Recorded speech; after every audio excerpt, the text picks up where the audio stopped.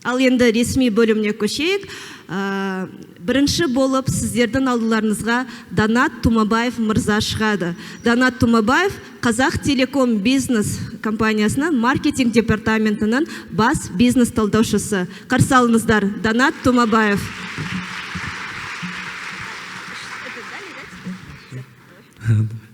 Бір. Сәлеметсіздер ме, заманауи қазақ интеллигенциясы. Мына жерде Айгерім мен Диас қобалжып тұрса, мен қорқып тұрамын, өйткені айып егер мен орысша кішкене қос жерсем, немесе орысша сөйлеп тұрып ағылшын тілінде ауыстыруға тырысамын. Өзім мына сахнада қобалжып тұрған себебім, мынандай аудиторияның энергетикасы өте күшті да. Сосын мына жерде тәуелсіз декларациясын алған залында өткен осы сондай менде қобалжып тұрғанына сол кешіріңіздер. Мүмкін жақсы болатын сияқты. Рахмет. Менің тақырыбым қазақша маркетинг. Келесіне көрсетсеңіз. Мен мына спикерлар сияқты аса танымал тұлға емеспін, сондықтан өзім туралы кішкене қысқаша айта кететін болсам, мен сол бір халықаралық мектебдің маркетинг бойынша мамандығымен бітіргенмін. Содан кейін халықаралық компанияларда жұмыс істедім. Одан кейін білімім жетпей тұрып деп ойлап, ИқО, орысша айтқанда ОБС академиясын бітіріп, халықаралық ұйымдарда жұмыс істеп, сыртқы істер министрлігінде жұмыс істегем. Содан кейін қазір соңғы жұмыстарым Самұрық-қазынаға келіп, Самұрық-қазынаның құрамдарында жұмыс істеп, Қазақ Телеком бизнес деген компанияда маркетинг департаментінің бас талдаушысы ретінде қызмет атқарамын. Тақырыбым қазақша маркетинг, жаңа бағыт. Негізі бұл терминді өзіміз әріптестерімізбен таптық. Бұл былай мемлекеттік органдардың статистикасына қарасаңыздар, 92% қазақ тілінде меңгерген халықпыз.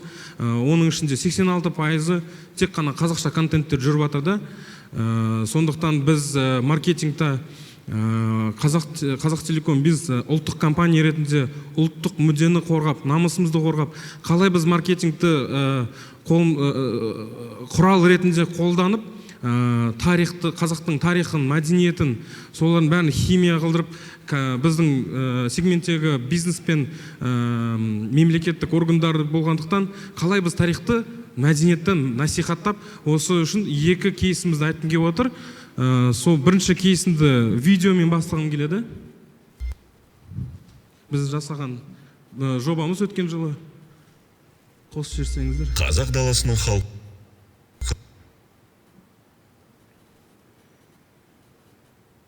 19 ғасырдан бастап ата-бабасының көлеңкесіне айналды. Халық қаһармандармен үлгі тұтар тұлғалар батырлар емес, мүлде басқа қасиеттері бар бөлек тұлғалар еді. Заман өзгеріп, дәуірлік өзгерістерді бастан өткерген халықтың мықты тұлғаларды тәрбиелеу үшін зор мәдениеті, білімі мен ерік-жігері болуы керек еді. 19 ғасырдың сонымен 20 ғасырдың басынан тек қойған қайраткерлері, дәрігерлер, жазушылар ғана емес, сонымен бірге ұлы далада тарихқа енген алғашқы отырықшы кәсіпкерлер, егіншілер мен саудагерлер де шықты.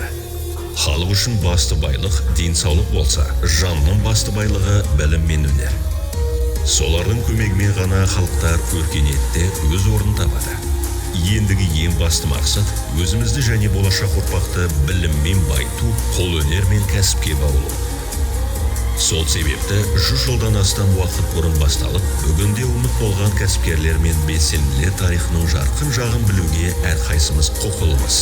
Өнер мен тарих тәндемінде біз сіздерге көз тірісінде қоғам игілігі үшін қаражатын салып, кәсіпкерлік қызметін ұрпақтарына қалдырған, баспаналарын мемлекеттік ғимарат пен мектеп етіп берген, еңбегімен өмірі құрбан еткен тұлғаларды назарларыңызға ұсынамыз. Олар сіз бен біз секілді қарапайым тұлғалар еді. Бірақ сонымен бірге олар халқымыздың өмірлік маңызды салаларының, тамақ өнеркәсібінің, металлургияның, ауыл шаруашылығының пионерлері, акционерлік қоғамдарының негізін қалаушылары болды. Олардың әрқайсысы өз саласына, өз заманына қызықпайтын қайраткерлер еді. өлкеміздің беделді тұлғаларын еске ал. Құрмет білдіру мақсатында Қазақтелеком бизнес суретші Әділжан Мұса және бір топ жас шығармашыл зиялы тұлғалармен бірлесе отырып, заманымыздың қайраткерлері мен кәсіпкерлеріне арналған 12 күнтізбелік портретті шығарды. Тарихтан шабыт алыңыз, жасаңыз және күн сайын жақсарыңыз. Рахмет. Қайтадан презентациямызға оралсақ, осы бірінші кейсіміз, біз күнтізбені жасадық. Мына видеода айтқандағыдай бір топ шығармашылық заманауи интеллигенциясы дейміз ғой, солармен қосылып, Әділжан Мұса, біз Қазақтелеком бизнеспен үшеуміз қосылып, осындай күнтізбені шығардық. Негізі былай тарихты қарасаңыздар, тарих ол спираль ретінде қайталана береді ғой. 100 жыл бұрын болған тарихымыз қарасақ, Ресей империясы бірінші соғыста қызыл мен ақтар соғысып жатыр. Сол кезде Алаш ордасы пайда болып жатыр. Осы Ленинді кім қолдаған? Олар немістер қолдаған ғой. Біздің Алаш, Ахмет, Міржағап аталарымыз сияқты осы кәсіпкерлер қолдаған кезінде малдарын бөліп, түрмеге қымыз жіберіп, сорпа жіберіп, сондай тарихты оқысаңыздар, бізді мектепте оны үйретпеген. Сол мектепте мен негізі тарихты оқығанмын, бірақ осы кісілерді мен жаңадан ашып, жаңадан біз жасап едік. Осы тұлғалардың акцентіне келетін болсақ, ең бірінші тұлғамыз ол Медеу Пұсырманұлы. Медеу Пұсырманұлы, Медеу мұзайдыны бәріміз білеміз, бірақ көбісі неге Медеу деп аталатын сұраққа қойылса, біздің аудитория танитын шығар. Ол ірі ағартушы болды, меценат болды. Генерал-губернатор Колпаковскиймен бірге жас қарым қатынаста болып, Алматының сол кездегі Верный қаланы құруға белсенді үлесін қосқан. Сосын Мұхамедхан Сейітқұлов деген Қайым Мұхамедхановты бәріміз танимыз ғой, Әуезов танушы, Абай танушы, әйгілі атақты. Соның әкесі, оның әкесі кәсіппен де айналысқан, ол кәсіппен айналысып, біз осы Алашордашы, сол кісінің үйінде Алашордалықтар пікір таласып, бір-бірімен ақылдасып, қазақ жерінің жаңа бағытын құрып, бірақ суреті қалмаған. Ең қызығы бұл суреті қалмаған.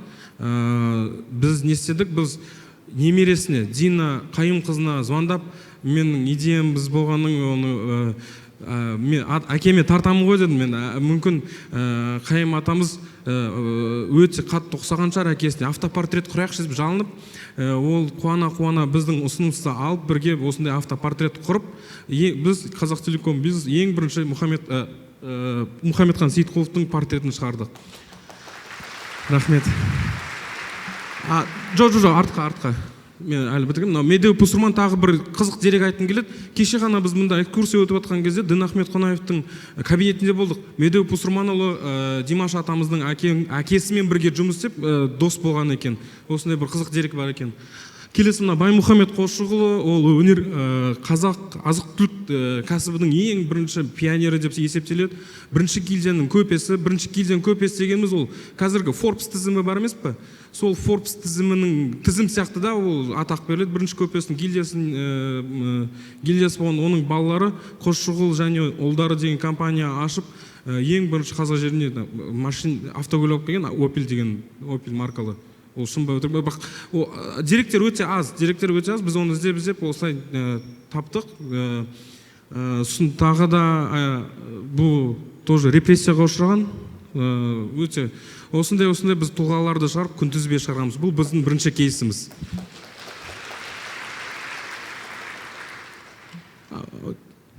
Мен өзім ауыстыра беремін, онда басылады екен. Бірінші біз, сосын екінші кейсіміз біз қазақ атау латынша жасап, біздің командамыз келген кезде орыс атаулары бар да, ең бірінші атауымыз біз қолда қоғамдық қол жеткізу пунктін қойдық. Содан кейін тарифтерді өздеріңіз білесіздер ғой, андай интернетке кіргенде базовый, стандартный деп жазып тұрады, андай бронза, сильвер, голд деп. Біз келіп, біз айттық, давайте қазақ тілінде аударып, бастау, орта, кең и випті кішкене былай шамалы ойлап, 2-3 күн ойлап, өзге деп қойып, біздің негізгі талабымыз орыс тілінде сипаттама, біздің қызметіміз, өніміміз туралы сипаттама кетіп бара жатқан кезде міндетті түрде қазақ тілінде жазылып тұру керек. Орыс тілінде сипаттама болып тұрса да қазақ тілінде латынша жазылып, керек болса жақшаның ішінде орысшаның аудармасын қойыңдар деп біз талап еттік. Енді ол өткен аптада болған, шығады деп күмәнданамын. Сосын пакеттік шешімдер деген бар бізде. Пакеттік шешімдер біз келген кезде Wi-Fi, Soho, Unibox, андай Target Market деген нелер бар, түсініксіз да.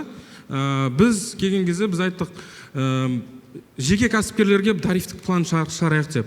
Жеке кәсіпкерге кәсіпкер деген тарифті шығарып, кәсіпкердің ішінде телефон мен интернет бар деп байланыста деп. Өте оңай, бәрі түсінеді. Мен негізі қорғаныста деп ішінде камерасы бар, бәрі бар деп, ол 2 пакеттің бірге қосылған несі пакеті. Сосын негізі шала қазақ деген сөзді негізі мен жеп көремін да. Менің айтам, қазақша жаңадан үйреніп келе жатқан қазақтар деп. Солармен фокус группа жасап, біз түсінесіңдер ма деп, я біз түсінеміз, осылай аударылады деп, онда давайте біз оны қояйық деп, осылай біз шығардық. Сол серіктес, сол орта бизнеске арналған, біз оларды серіктес ретінде көреміз. Сосын намат деген бар, намат өздеріңіз бүйтіп елестетіп қарасаңыздар, намат деген бүйтіп көшіп қонып жүрген адамдар ғой. Сол кәсіпкерлер, бір орында тұрмайтын кәсіпкерлерге арнап, мынандай намат деп атап, мынандай модеммен келесі слайдта көресіздер. Соны біз шығардық. Сосын сандарға қарасаңыз, жылдың 1 жыл әлі өтпеді, осында жетістіктерге жетіп, бізді сол мақтан тұтынып отырмыз. Келесі өзекті және қызық негізі. Біз кәсіпкерлерге бірінші 400 қосылған кәсіпкерлерге біз мерчті сыйлаймыз да. Бірінші мерчіміз кәсіпкер байланыста. Негізі біз бұл коллаборация Жанғазы Сейдахмет деген этнохудожникпен отырып, идеяны брейнштормить етіп, мынандай неге келдік. Ойу мағынасы 8 қырлы, 1 сырлы деген ойуды білдіреді екен. 8 қырлы, 1 сырлы кәсіпкерлер. Біз сол хат жазып, әр кәсіпкерге футболканың арасына хат қойып, сіздер 8 қырлы, 1 сырлысыздар, сіздер Қазақстанның экономикасын алға жүргізетін адамсыздар, соған сәйкес болыңыздар деп, осылай хат жазып, біз осыны үндеу тастадық. Сосын келесі серіктес байланыста бұл әлі шыққан жоқ, бұл әлі қазір жұмыста. Мерчті мен әдейі сұрап, қазір сахнаға шығамын, көрсетім келеді деп, мен сіздерге енді бірінші көріп атсыздар. Бұл әлі шыққан жоқ. Бұны біз коллаборация Ержан Танаевпен, Танай Тиграхаутпен бірге коллаборация жасап, Кока-Коланы естіген шығарсыздар, ол кейстен бұрын біз уже коллаборация салып жасадық, осындай танымал болып кетті. Осы біз куфи әрпімен жаздық. Куфи әрпімен латынша, қазақ тілінде серіктес байланыста деп ойу ретінде бейт келтіріп жасағанбыз. Наматты өзіміз салдық, наматтан киіз үй көшіп қонатын ассоциациясын келтіріп жасаған едік. Пока осылай.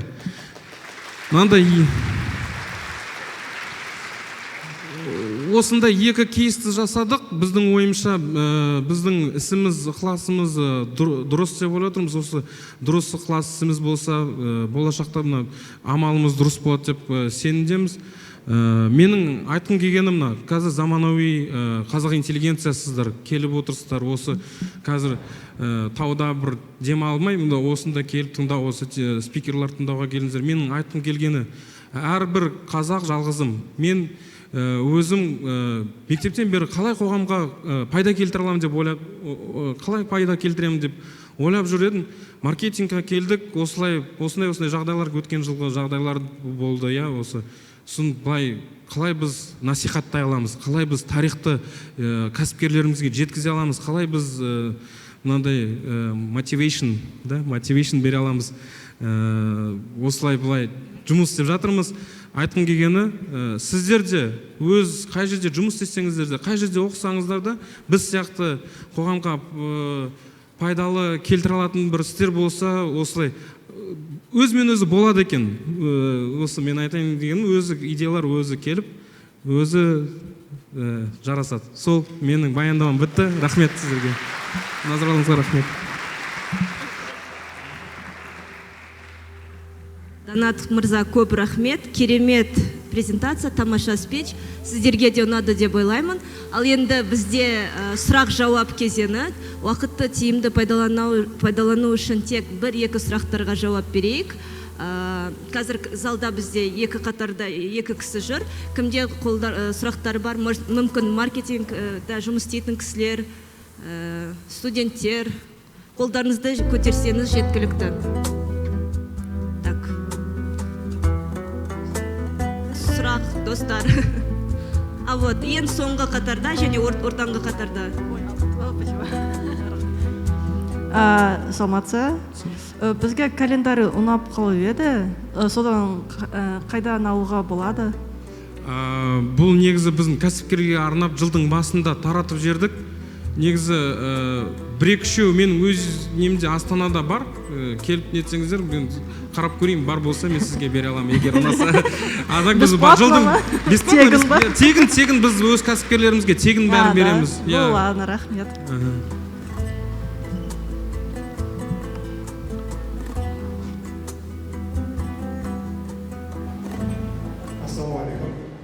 Жаңа сіз қазақшаладық дедіңіз ғой, біраз сөздерді. Бейіп деген сияқты, өзге деген сияқты. Ол ендігі шығып қойды ма, әлде талқылауда ма? Бұл қазір қойылған жоқ, бірақ талқыланып қазір неде жұмыста. Біз әлі неге шыққан жоқ, ресми түрде сайтқа шыққан жоқ. Бірақ қоямыз деп үміттенеміз, қоямыз. Іске асады ол. Ассалаумағалейкум. Сіздермен қалай серіктес болса болады, жаңағы мерчі береді деп жатырсыздар ғой. Егер алда бизнес ашып ойда болатын болса, сіздермен қалай бірге жұмыс істеуге болады, әлде серіктес болу үшін не істеу керек?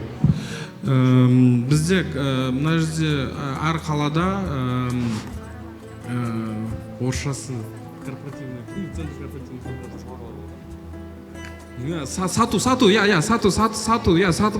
сату бөлімдер бізде бар. Сол жерде егер акция жүріп жатса, сіздер қосылғаннан кейін сізге автоматты түрде сол жерде беріледі мерчтеріміз. Серіктес байланыста әлі талқыланып шығайын деп жатыр. Шыққаннан кейін бір осы айдың соңында таман шығу керек, келесі айдың басында. Рахмет. Осы жаққа келгеніңіз үшін сізге бір сыйлық беретін шығарсыз, бір мерчті. Хабарласыңыз Данат мырзаға. Рахмет, менде бір сұрақ болып тұр. Данат інім жақсы істер атқарып жатыр екенсіздер, өте қолдаймыз әрине бәрімізде.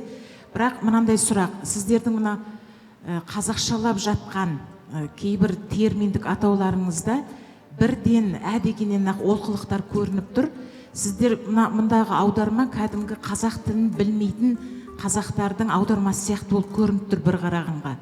Сіздер аударып жаңағы терминді бекіту кезінде бір арнайы мамандармен өздеріңіз кеңесіп, ақылдасып бір орта бар ма ондай сіздерде? Бар. Бізде қазақ тілі бөлімі бар, қазақ тілін меңгеретін адамдар бар. Біз олармен талқылап, содан кейін әріптестермен, біздің серіктестерімізбен талқылап, түсінесіздер ме, түсінбейсіздер ме? Сұрақ біз варианттарды береміз, нұсқаларды. Осы сөздерді түсінесіздер ме? Мына сөзді түсінеміз, мына сөзді түсінбейміз деп талқылап, содан кейін біз неге жарыққа шығарамыз. Көп рахмет. Біз осы жиыннан естелік болсын деп, әр спикерге Арғымақ брендімен бір кішігірім презент сыйлық жасадық. Арғымақ ол отандық Қазақстандағы ең алғаш люкс бренд болып табылады. Ұлттық идентиканы насихаттап жүрген отандық бренд. Сіздерге ұнайды деп ойлаймын.